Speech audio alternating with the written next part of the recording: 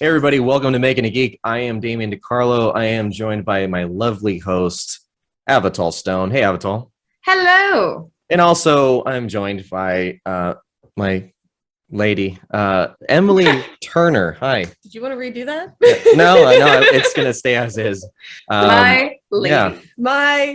The lady next to me. The lady The lady- person. Yeah. This The lady of your space there. Avital, what's up? I'm good. Just good. Well, if it wasn't for the topic of our conversation today, I'd be a lot better. Yes, there's a lot to talk about with this topic. Yeah. By the way, I was just watching today Out of the Shadows with What We Do in the Shadows. I thought that's it was my first episode. finally. Yeah, Right? it's really good. Wait, Really were you watching the movie or the show? The show. The show. Okay, so you haven't seen the movie yet? No, No, I didn't even know that they had a movie. Yeah. Mistake. The movie is okay, so the movie's amazing, but the movie's not as good as the show, so it's better to start with the movie and then move into the show. Because if you start with the show, you're gonna be like going into the movie, you're gonna be like, oh. And that's This where is I get great, kind of but not as lost good. with show and fandom. I don't know like really where to start. And she knows this about me. I obviously do this for a living, and I'm very, very backlogged as to what to consume. I think I told you months ago. You did. To watch You did. the movie first. You tell Damien to do a lot of things. That's true. But yeah, I enjoyed it. I thought it was great. I It's so can't wait good. to watch more. So good. It's The very energy exciting. vampire, Colin, is my favorite. Colin is the best. He's wait, the funniest. I think Like, I've got. We all know an energy vampire, obviously. Oh, I know. I think I've got my impression of him pretty good though. Yeah. If for the listeners that aren't looking at the YouTube, Avital made a very loud, A very Colin face. a soundless, loud face. Yeah. Whatever. Especially had the red eye effect. I really don't want to discuss this, but I would like to dive in here. We did, Avital and I and Emily and John, your boyfriend, went and saw a movie called Eternals. And let me tell you, folks, it was. It was an eternal movie. Where do we start? Where do we begin with this? There's so much to talk about. I got this. Let's go. Okay. I got this. Let me say, Howard the Duck, Oof. Monkey Bone. Oof. Let's see here. What's another really bad movie? Crystal Skull. Oh, Indiana Jones and the Crystal Skull. What movie? Wait, which one is that one? That doesn't exist. The one that went off into the ether that we're choosing to believe doesn't exist, just like the movie we're about to talk about. That one does not exist. Better movies than what we saw in the theater the other day. Yeah. If it wasn't for doing this podcast right now, I would have walked out. Well, in the pop culture world, you and I are very well respected. Me more than you, but it's our obligation. Avital, we have to do this for the fans and let them know what not to do, which is see this movie. We're doing this for the people. We're doing this for you, everyone. Yeah. Yes, I would rather piss glass than to see that again. And the reason why I will just kick off the issues with it. But before I do that, I'll just do the synopsis. This is per IMDb.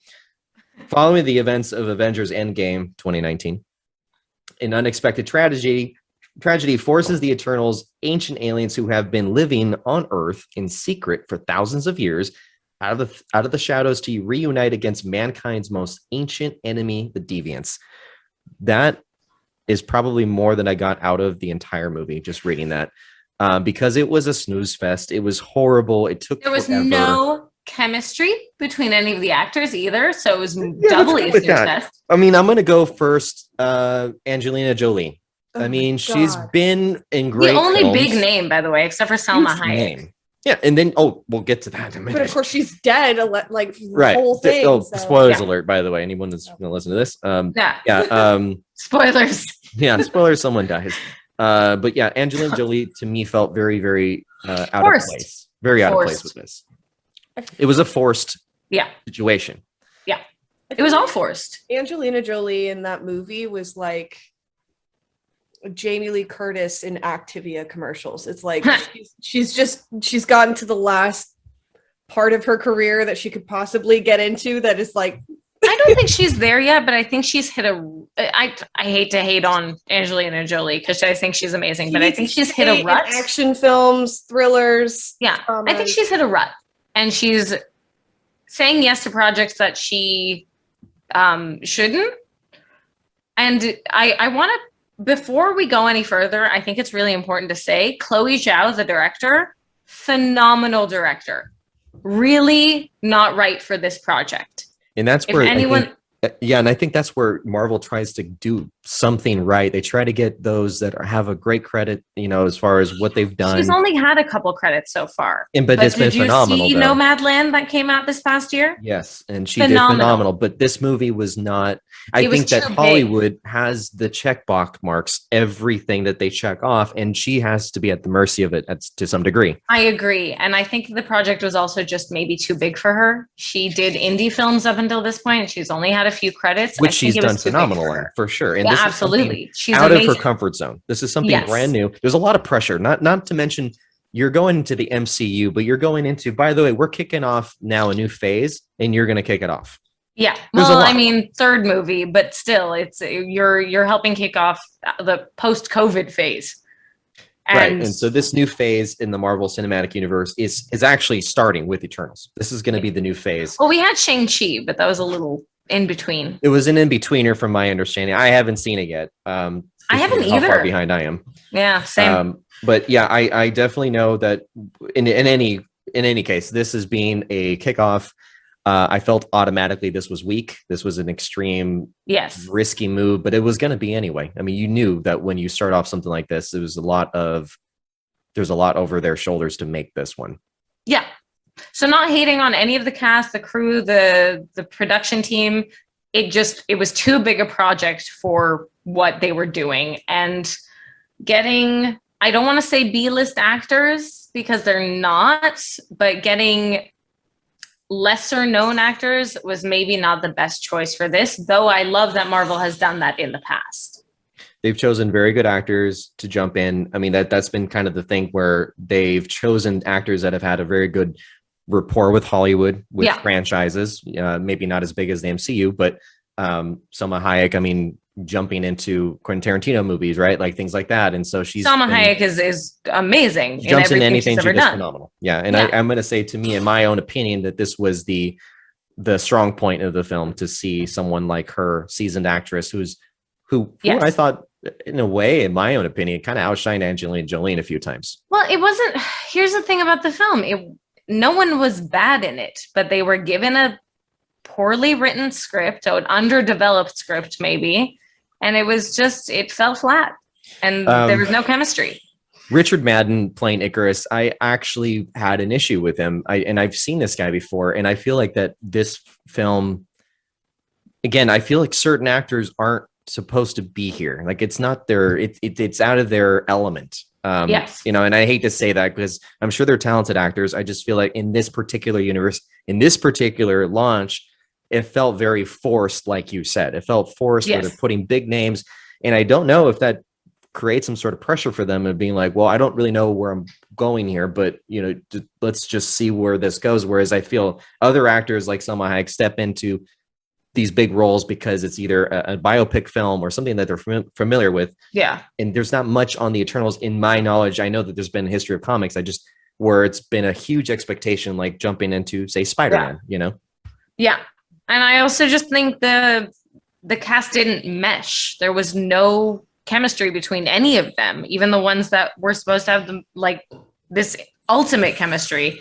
You felt nothing. You didn't care. I did not care if they lived or died. I wanted them to die. All of them.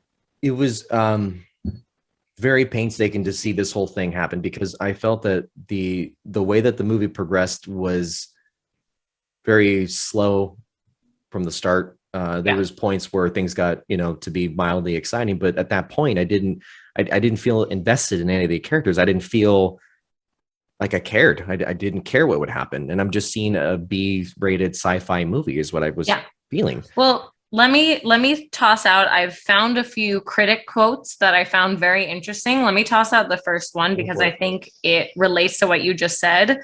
This one's by Jorge Rivera Rubio from QIIBO. He wrote, "There's a good 90-minute movie buried someplace within these 2.5 hours." I think that really hits the mark, because maybe if it had been condensed into something watchable, it would have been fine. part of the problem was I thought it was over like 4 times. It was very Batman versus Superman to me. Or I kept going, oh, it's over. Nope, it's not over. The running time was almost over 2 hours from my 2 hours and 37 minutes. And when you have a movie like that, it's, I think of, maybe The Dark Knight or Star Wars, that's warranted for having like, give us more. Let's see what's going to happen. Don't make this end. But a movie like that, we don't know where we're walking into. Kind of risky to go with that 2 hour 35 mark. Yeah. Especially for a first go. I don't know how people read that after, it's like, oh, well, the first one was 2 hours and 37 minutes. I don't want to go see the second one. How long is this one going to be? Yeah, right. Check the runtime before you go see it. Check the runtime. And I think that review is right. 90 minutes would have been probably great for this kind of a film. Here's another favorite. Victor Lopez says, Eternals turns into reality what seemed impossible. That a superhero movie, in addition to being boring, can be tremendously pedantic. And these are coming off of Rotten Tomatoes, or what are you reading off of here? They're Rotten Tomatoes. Yeah. Because it was easiest. But they're real critics. They're the actual critic side of Rotten Tomatoes, not what I don't get is the viewers. The critic report might have been, I think, what I remember was like 30-40% rotten, whereas it was 34, maybe? which is accurate in my opinion. But I looked at user and it was like 80, which I don't understand where. And I'm open to talk to someone. Where is it that you think this movie, where did it win you over? That's what I want to know. I think there were 20 minutes in the middle that were kind of funny, where there was a little minuscule modicum of chemistry between the characters that was very pleasant. And then the rest of the movie was, what's the word I'm looking? Trash. It was trash, pure, unadulterated garbage. And I'm so sorry to say that, because I really love Chloe Zhao and I'm sure everyone put their best effort into it. But I'm going to say it. It was garbage. It was. And I think that is to say a lot for you and I for being MCU fans. I love bad movies. I mean, I love bad movies. Absolutely. I wanted to walk out. Right. And I remember your boyfriend, John, at some point got so antsy to leave. He left early. Before even the credits could come, it's just like, please get me out of here right now. He waited in the car. He was like, I'm done. I can't do this anymore. I don't have to be part of this podcast. I'm leaving. And I know that there was an after credit scene that even I caught it, actually. Couldn't even see it. I caught it. You did. Because I was out. Something I didn't tell you was John forgot his jacket in the theater. So I ran back to grab it. There you go. See the scene then. And we got a little introduction to Eros. Right. Which I think might be the only good thing to come in out of this movie. Right. Hopefully. Harry Styles, right? That's actually. Eros. Yeah. Crossing my fingers that ends up being a good thing. And I don't know. I think there was another after credit scene I didn't stick around.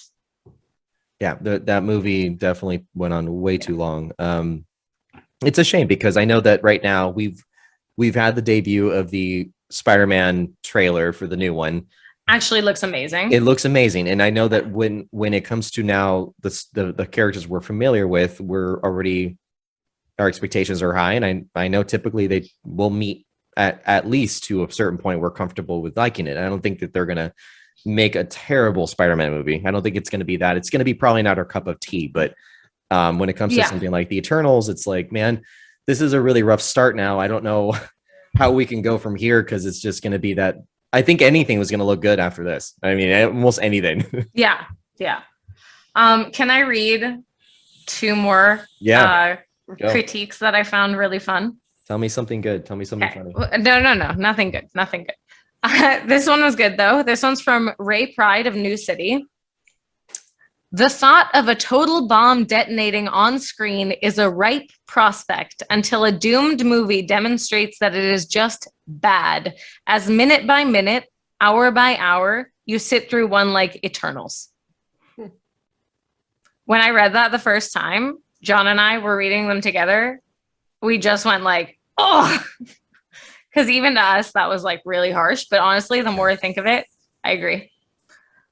My favorite one that I found through like an hour of searching through critiques. Are you ready?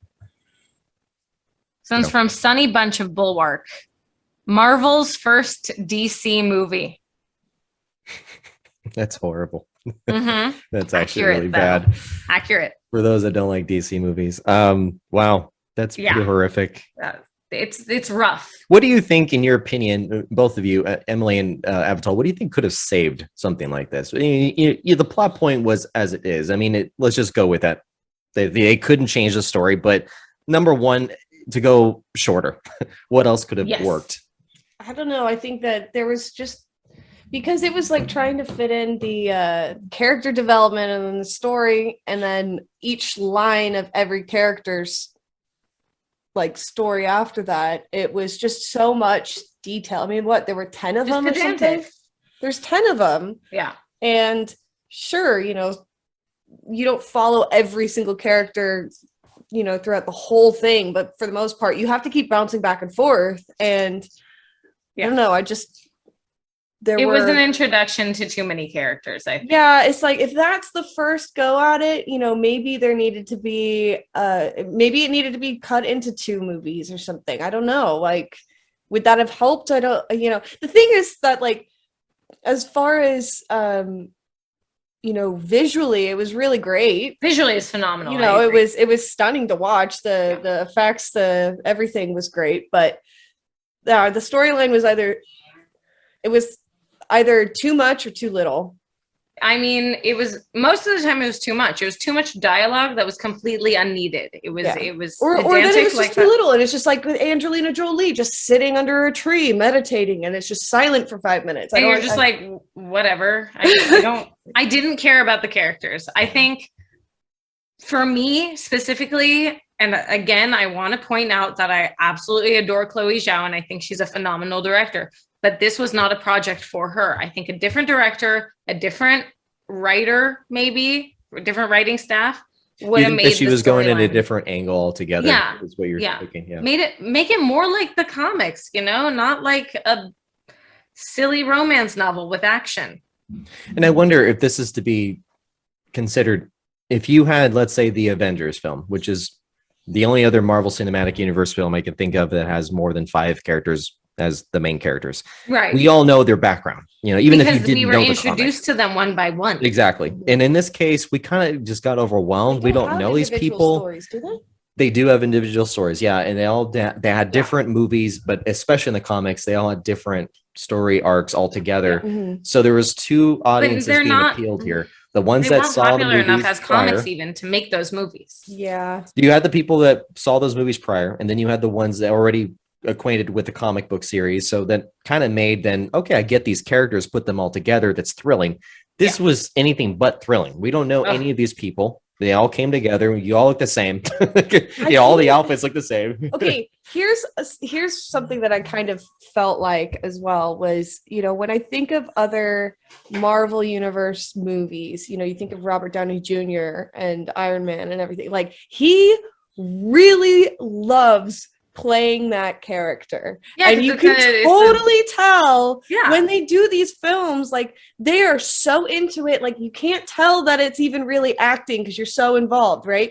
This felt like, especially with Angelina Jolie and Salma Hayek and like a couple of the other guys, I just didn't feel like they even really believed their own character, like that they were there just simply reading a script, and that they were like, we're getting paid for this, let's just make it look cool. And like, I didn't feel convinced by anything like that. It was just, they're reading lines. And I completely agree with what you're saying, but I want to put a caveat on this. I think what they were thinking was, I don't think I'm getting paid enough for this, so let's just read the lines. I mean, it's Angelina Jolie. That's how it felt. Like, yeah, but she hasn't done anything huge in years. Been a while for her. No, yeah, she's only done like what, Maleficent? I haven't seen her in anything pleasant to watch since Wanted. I haven't seen her in anything I really wanted to watch since Mr. and Mrs. Smith. I mean, she's had a minute of taking a break era. for sure, and I think it says something that she tried, in the sense that this is MCU and she this does is a a big lot role. of activism. I'll say that. Like, she does so much activism, and she career has is a not family out there. life and everything. But you know what? She didn't have to force this. Yeah, right. but it felt like it seemed forced by all of them. It wasn't even All of just them. her. It was like they all just didn't. They all felt very almost pompous in their characters. Does that make And I sense? think I think I know Yeah. what maybe we can attribute that to is maybe the fact that Chloe Zhao was in fact wrong as a director for this, because she's done indie films and it felt like a superhero movie done an indie way. Interesting. I didn't think of it that way. Yeah, and I forgot that she was an indie director, and that makes sense. Yeah. So it felt like something really big, really large scale that was done in a small scale perspective. Right. And kind of quaint. It was meant to be quaint. Hollywood wants to make sure. And of course, Hollywood wants to make sure you go within their standards, even if you are indie. You have to, accommodate and conform to what they want. That might have been difficult for her as a transition to go into that. And I'm like, they still want that action. Yeah, they're going franchisey when she's just trying to be a film artist and going to express. I feel like there was some headbutting there. And here's a question: so the storyline writer's saying, if it had gone to a different director, do you think that this would have turned out differently? I think it would have shifted it. I like to think that.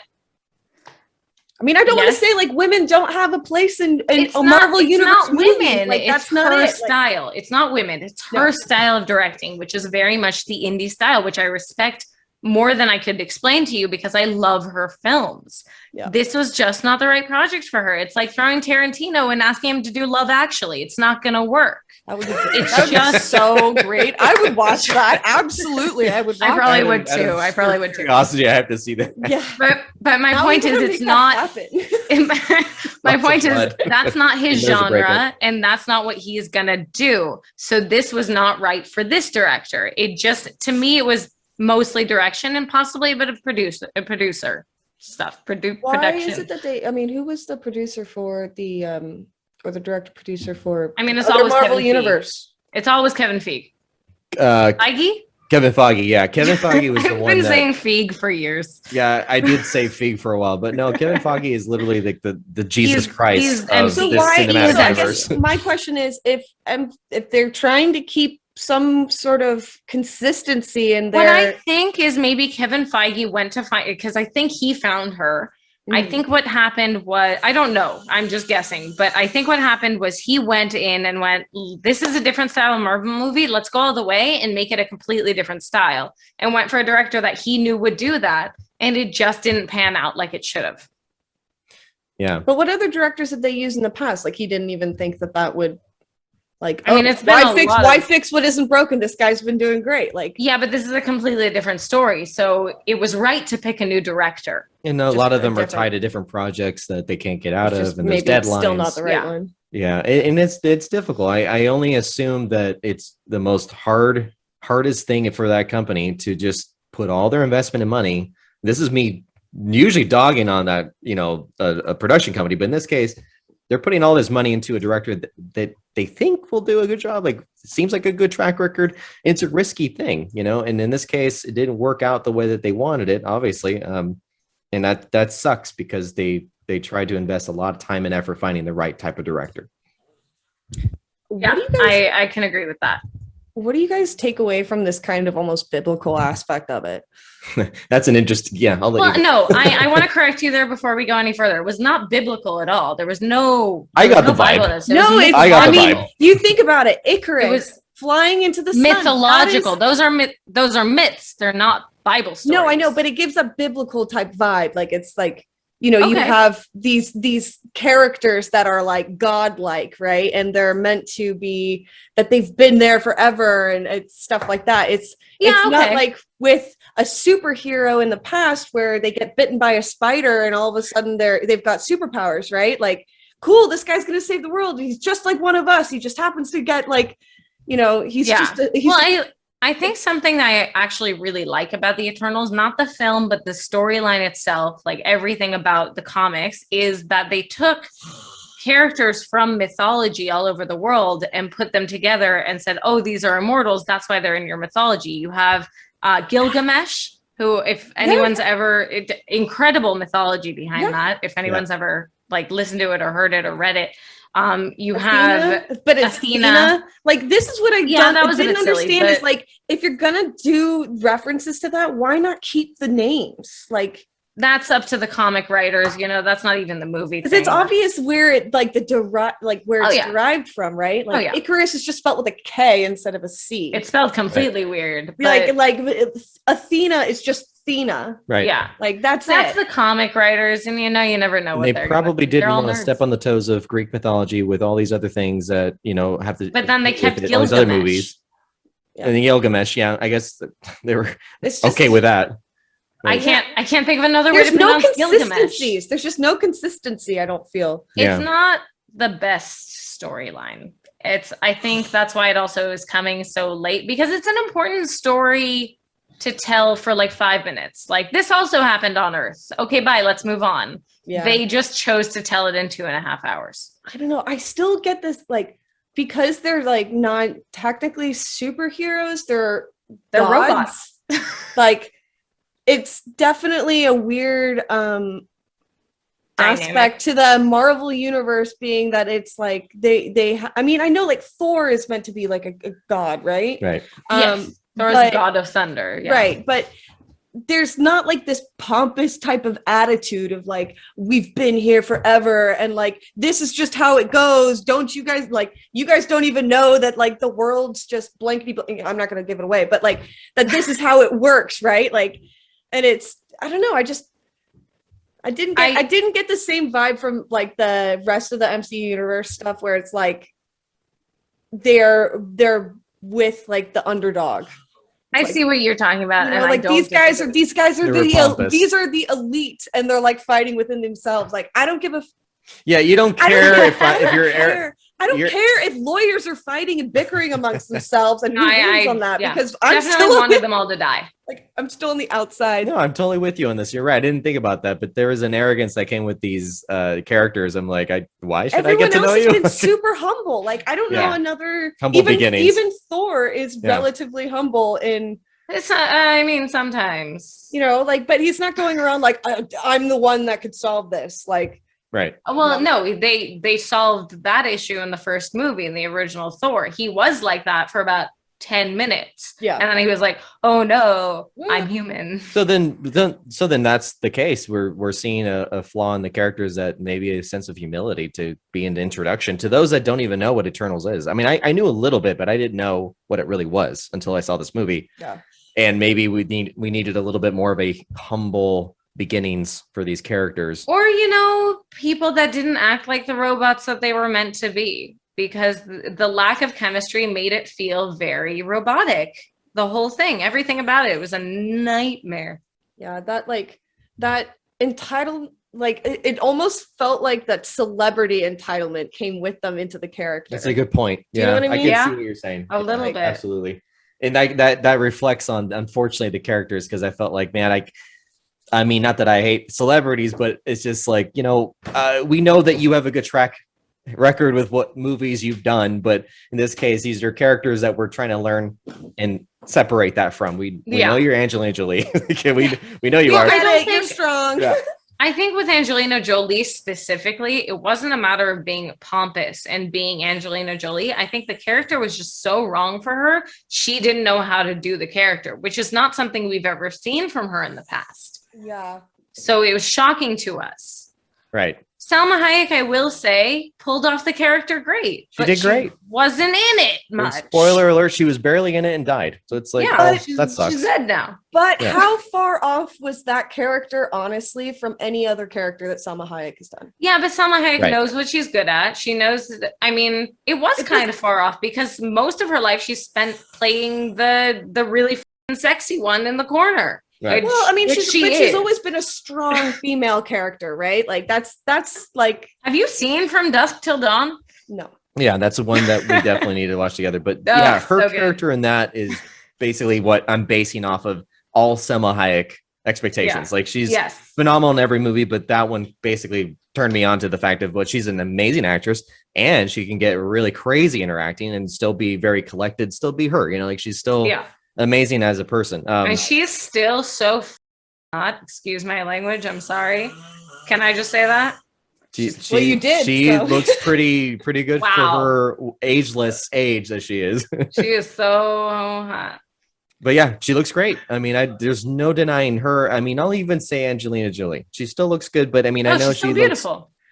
obviously a little bit different from her early days. But the fact is, these beautiful women that are in Hollywood, they're representing strong characters, which is what the Yes. MCU needs, and I want that to continue, but with characters that freaking matter. Please, Well, that's why I like matter. Black Widow so much, because it was Scarlett Johansson being the version of Black Widow that it was supposed to be from the comics, not just sexy, not just, she had a personality, she was strong, she was smart, and she solved problems. Right. That's what we needed here. That's what we needed here. And unfortunately, the movie, in my opinion, the only exciting thing outside of making out with my girlfriend is the fact of the Icarus fight scene at the end, where he just goes bananas and starts trying to, get everyone. I actually spoilers. Full of spoilers. Everybody knows. That was the only time I wasn't trying to make out with Emily, and I was trying to figure out what's happening. And that was the only part that, honestly, that scene where it started, I thought, now we're picking up. Now there's something where it's the very end, and then that fight scene lasted for an hour. And then I realized the only thing I was really excited about is that it was about to end. And then it didn't.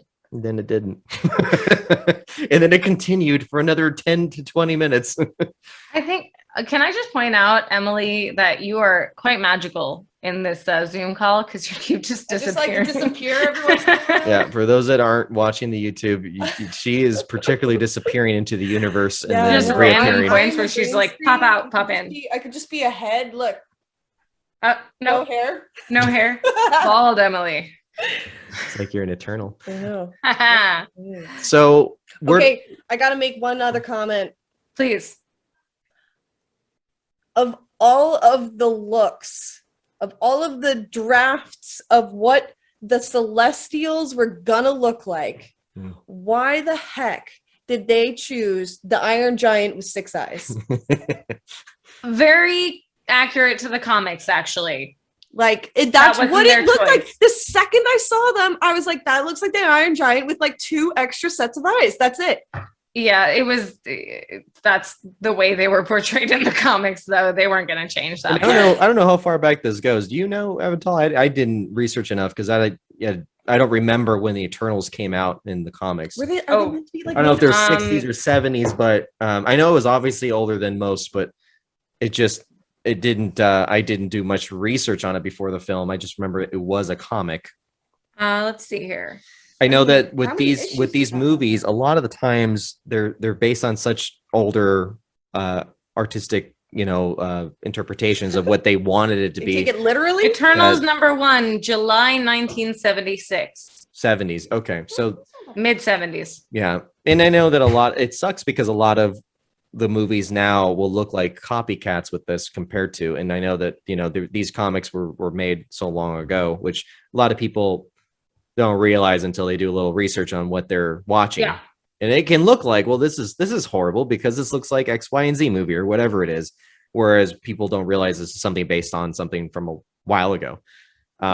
Yeah. It was very much that. It was, those are the original Celestials, and except for like Ego, there's a few kinds of Celestials. We got to see the first hint of them in Guardians 2 when we met Ego. Yes. He's a planet, different kind of Celestial.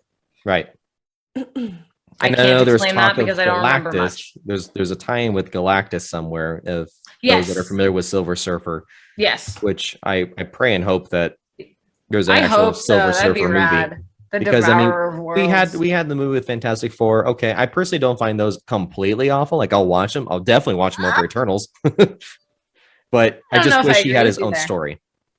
Did you see the new one? I don't think we can call it new anymore, but the newer one, the 2015, 16, something like that. Did you see that? I heard it was awful. I never saw it. It was. It made Jessica Alba look like Meryl Streep. No, in terms of acting career or looks. in terms of talent. Okay. Compared to who was playing, I forgot her name. I don't even care. New one. I think it was like Rooney Mara's sister, Kate Mara. Okay, yeah. Who I actually like in a few projects. I think she's fantastic. Yeah, Again, Rooney the Mara wrong is role. an amazing actress. But I'm not talking about her and just her. I'm talking about like anyone in the new version because it was it was complete garbage. shoot show. Would you say that it was more garbage than this? No, I would still rather watch that 5 times over than watch this ever again. This is going into the ether with Indiana Jones and the Kings of the Crystal Skull. I still don't know which Indiana Jones you're talking about. Exactly. It doesn't exist. I feel like Exactly. the Celestials look like Iron Man. Yeah, I'm looking at a picture friends right of now. Iron Man, like other versions of Iron Man. Yeah, With they look a extra lot like eyes. Iron Man. Yeah, which was around the same time. I'm looking at an image from like. Yeah, I was like, I kind of see it on your phone. It like bounces in and out. Yeah, I don't know. It's like, I guess it's that robot look, and then being a Celestial, like you kind of get space robot. There's a weird disconnect there for me. Space robot. Because they're supposed to be coming out of the Earth, right? Like, yeah, but I guess the Earth is in space. Yes. It's an interesting point, but yeah, you're right. So dumb. So dumb. Anyway, but you know what? I'm glad the Earth survived because none of us saw that coming. Could have walked out. Yeah, totally. We wouldn't be getting a phase 4, 5, 6 if the Earth was destroyed. So we could have walked out and known that everything was going to be fine. We could have guessed by halfway through that it was going to be like, this person dies, this person dies. And I hope the rest of them do too. And so I think from here, there's obviously a new phase in the MCU. This is going to be, I assume, a reference, which is why it was so important that we saw this one. It'll be a reference. Maybe these characters will come back. Maybe we'll give a crap later. It's just not something now I care about. I mean, have you guys read the Eternals, like the comics at all? I read a couple back in the day. I didn't hate them. So neither of you guys know how the comics are meant to end? No, we don't know. I hope in death. Yeah. Lots of it. No, because I'm just wondering, usually they all, like all of the stuff in the Marvel Universe tends to connect in some way. I mean, yeah, that's the point. Movie, they were making references to like how Captain America. Yeah, well, Avengers. they were making references to Endgame and stuff when he wiped out half the Earth and all that stuff. Like, they wouldn't be making this movie at all if it didn't tie into the rest. That's the point of the phases. It's all going to come together. I just wonder what the ending would be. Like, oh, is it going to be one character's left and they turn into a completely different type of superhero and this is the beginning of that story? Like, I don't know. It's just. My money's on Angelina Jolie. She's going to survive the whole damn thing. My money I don't think is on Sprite being the only good actress in that movie. My money's on Coca-Cola. Like 12. Anyway, yes. I think that at the end of the day, I'm really happy that I was able to see this in the sense that with all of you guys and kind of sort of make fun of it because I tend to find humor in things that are awful. So I think that those that are watching, let's just give a quick review to kind of wrap up here. Avital, what would you say to someone that said, "Hey, Avital, nice hair, by the way. You look cute. Should I go see Eternals?" What would you say to that response? If you like things that move at a pace that is slower than death and actors that have no chemistry and wanting to draw your own blood to make the time go by faster, go see it. Emily, what would you say if someone said, "Hey, you're adorable, cute, and amazing to hang out with and be with"? What would you say to them if they said, "What do you think I should do about seeing Eternals?" What you should do is not do it.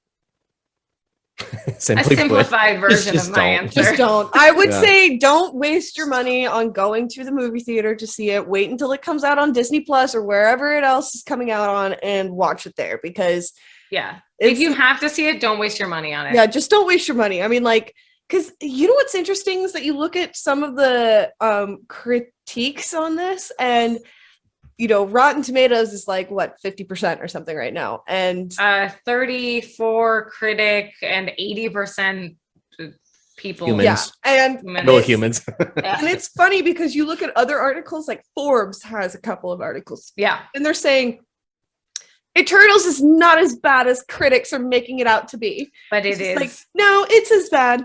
It's in the ass of Marvel and Disney. Yeah, I would say. Hey, Damien. Hey, you're amazing and a national treasure. Thank you. What would you say about me going to see Eternals? I would say it would be better, and you'll save your money to take your pocket knife that you have in your pocket right now, gouge your eyes out because it's cheaper and more exciting. You It know may what? be I thought painful. mine would be It may the be most painful. violent. It will make you feel It something. may, yeah, exactly. It may be painful, but it won't be as painful as seeing Eternals. I really thought my critique would be the most violent, but you know what? You win. I win. Avital, where can folks find you on social media before we go? I'm on Instagram as Avital Stone B. That's pretty much where you find me. Emily, people are going to find you where? It's I'm Emily. I'm going into Off the side of the It's screen. going into the universe. It's Emily I've left. underscore I've Turner. left. I've left. Wherever the cutest picture you'll find is, you'll Do you find want me to at spell Damien. Emily for them since it's probably not spelled how they think? EMEILIE. No. Wow, that was you- weird. What? That was EMU apostrophe the number 7. Emu 7. It's me Emu- telling you to Emu say 7? it. Go. EMILIE _ Turner. Excellent. And if you can't spell Turner, then you Probably shouldn't be fine. spelling You it. shouldn't be then you finding it. shouldn't be trying to find it. You can find me at Damien _ DeCarlo. Also, we are on a website and the internets at makingageek.com. Woo! Until next time, everybody, please, for the love of God, geek out, but do not see Eternals. And I say good night, everybody. Good night.